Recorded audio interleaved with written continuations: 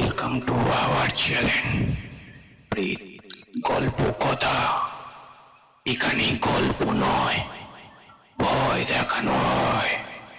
Welcome back প্রেত গল্পকথার আর একটা নতুন এপিসোডে তোমাদের সকলকে স্বাগত জানাচ্ছি। গত কয়েকটা ঘটনা তোমাদের যেভাবে ভালোবাসা পেয়েছি, আশা করছি প্রত্যেকটা ঘটনাতেই ঠিক সেইভাবেই আমি ভালোবাসা পাবো।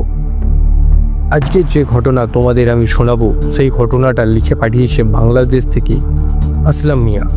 আসলাম মিয়া তার এক বন্ধু রাকিবের কাছে ঘটনাটা শুনেছিল।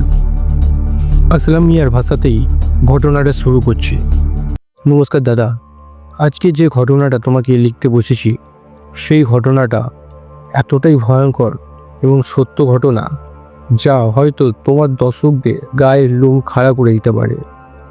ঘটনাটা ঘটেছিল আমার এক পরিচিত মামার সঙ্গে রমজান মাসের সময় গভীর রাতে। আমার বন্ধু রাকিবের বড় মামা খুব সাহসী ছিলেন। আমাদের গ্রামের এক পাশে একটা পুরনো মসজিদ ছিল যেখানে কেউ রাতে যেত না, কারণ লোকমুখে শোনা যেত ওখানে নাকি জিনেরা ইবাদত করে।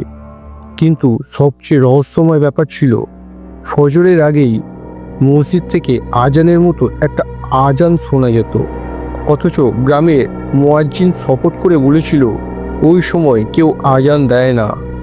মামা একদিন ঠিক করলেন সেহরির সময় ওই মসজিদের সামনে যাবেন। যেটা ভাবা সেটাই কাজ। রাত গভীর রাতে প্রায় রাত 2টোর দিকে মামা বেরিয়ে যায় ওই মসজিদের উদ্দেশ্যে।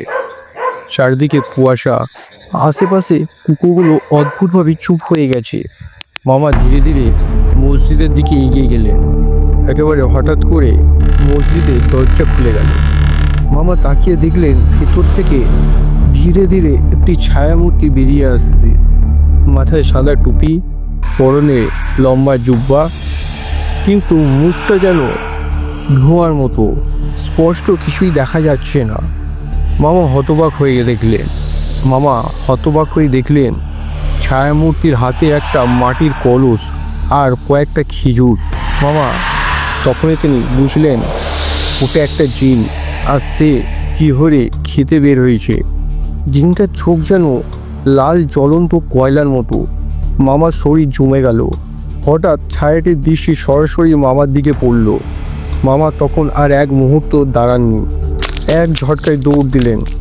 এক মুহূর্ত পিছনে তাকাননি, এক দৌড়ে পুরো গ্রাম পার হয়ে নিজের ঘরে ঢুকে দরজা আটকে দিলেন।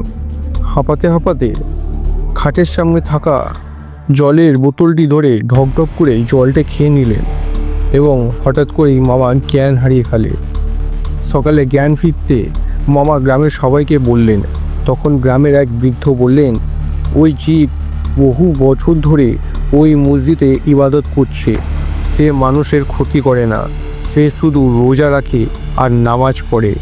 তারপর থেকে মামা কোনোদিন আর ওই মসজিদের ধারে কাছেও যায়নি। এই ছিল দাদা আজকের ঘটনা। যদি তোমার ভালো লাগে তাহলে অবশ্যই ঘটনাটা তোমার গলায় উপস্থাপন করো।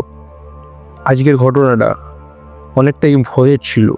সত্যি কি জিন নামাজ পড়ে, নাকি আমাদের চারপাশে এমন কিছু সত্য লুকিয়ে থাকে যা হয়তো আমরা দেখতে পাই না, কিন্তু তারা ঠিকই আমাদের মতো রোজা রাখছে বা ইবাদত করছে?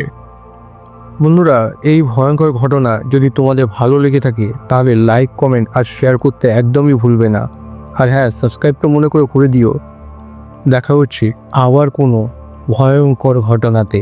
যদি তোমাদের কাছে এরকম ঘটনা থেকে থাকে তাহলে অবশ্যই আমাকে লিখে পাঠাতে পারো। মেল আইডি ডিসক্রিপশানে দেওয়া রইল।